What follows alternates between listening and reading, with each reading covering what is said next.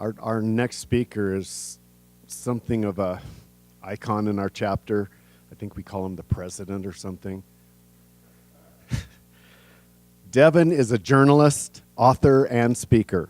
He calls himself a champion of social good. He travels extensively as a volunteer doing service, as a journalist finding heroes, and as a speaker sharing what he's learned. As a Forbes contributor, he covers social entrepreneurship and impact investing, reaching an audience of over 1 million people. He's produced over 800 episodes of his Your Mark on the World show featuring luminary change agents. A best-selling author, his books, read over 1 million times, help people use money for good. To tell stories, he draws on his entrepreneurial finance experience as an investment banker, CFO, treasurer, and mortgage broker. Previously, he worked on the U.S. Senate Banking Committee staff and earned an MBA at Cornell. Please help me welcome one of our favorite people in the chapter, Devin Thorpe.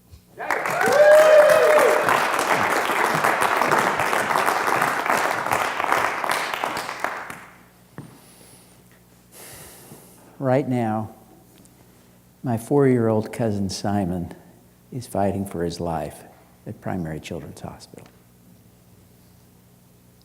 Chances are you know a child who is battling or has battled cancer. I want to tell you a story that gives me hope for Simon. Alex Scott was born a fighter. She arrived prematurely in 1996.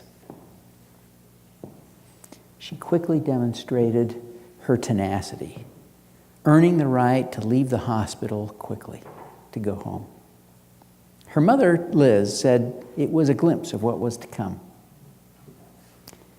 Before her first birthday, she was diagnosed with neuroblastoma, Simon's cancer. They threw everything they had at her. They did all the traditional therapies, chemo, radiation, surgery. Nothing worked. They tried experimental therapies. One, Metaiodobenzylguanidine, MIBG therapy. Can't imagine why they use the acronym. Allowed her to have a stem cell transplant. Before it was confirmed by a CAT scan, she told her parents the therapy was working. While she was still feeling good, in January of 2000, she said to her mom, "Mom, I want to do a lemonade stand." It was January in Connecticut. For some reason, her mom put her off.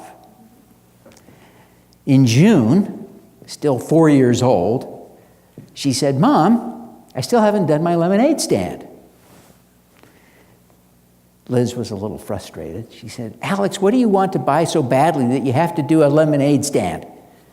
She said, "I'm not going to keep the money. I'm going to give it to the doctors so they can help the other kids like they helped me."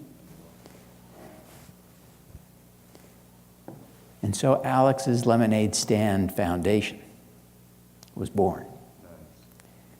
By the time she was 6 years old, Alex had raised over $30,000. Her parents had used all of the money to fund research into neuroblastoma, Alex's cancer, and Simon's. When Alex found out, she said, "That is so selfish." Her mom just wanted to say, "I don't care."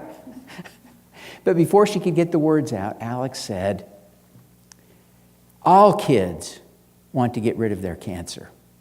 We should be giving money to all the hospitals so all the kids can get rid of their cancer." Well, that became the policy of the foundation. Today, The organization has funded research into 25 different pediatric cancers. Well, by age 8, Alex knew the treatments were no longer working. She wanted to do one last stand. And she thought if everybody did a stand on the same day with her, they could raise $1 million. She lived to see that goal realized. She died knowing she had accomplished that seemingly insurmountable goal. After she died, her parents weren't sure they were going to keep up the work of the foundation. But people kept sending in support.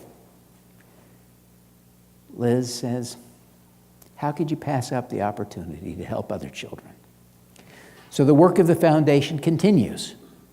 And great progress has been made, especially over the past 10 years. Liz routinely hears from mothers who say, my child has been in remission for a year, for 2 years, for 3 years. She says it is indescribable how she feels knowing that Alex's life has had that impact. Liz stays actively connected to families who are experiencing cancer today.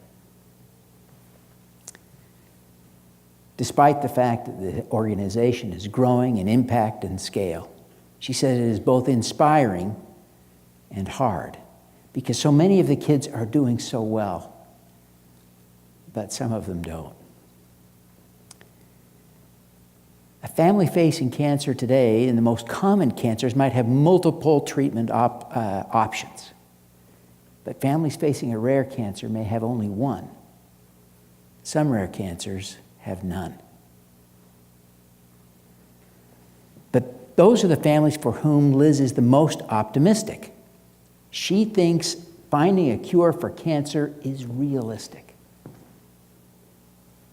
She says, today's progress is smart progress. We're seeing immunotherapy, targeted therapy, personalized medicine. That's how we're going to find a cure and make it possible for every single child to find a cure for cancer. Liz confesses, when Alex told me she wanted to find a cure for cancer with a lemonade stand, honestly, I thought it was cute, and I was proud. But I didn't think it would make a big difference in the world of fighting cancer. She couldn't have been more wrong. Today, Alex would be 21, and already in her short lifetime, the tally of lives saved and extended is beginning to mount. By the time she would normally reach middle age, it is conceivable that a childhood diagnosis of cancer would be no more threatening than the common cold. Alex lost her battle with cancer. But the foundation she started as a 4-year-old selling lemonade in the front yard has gone on to raise $150 million. Alex won the war for Simon. Thank you.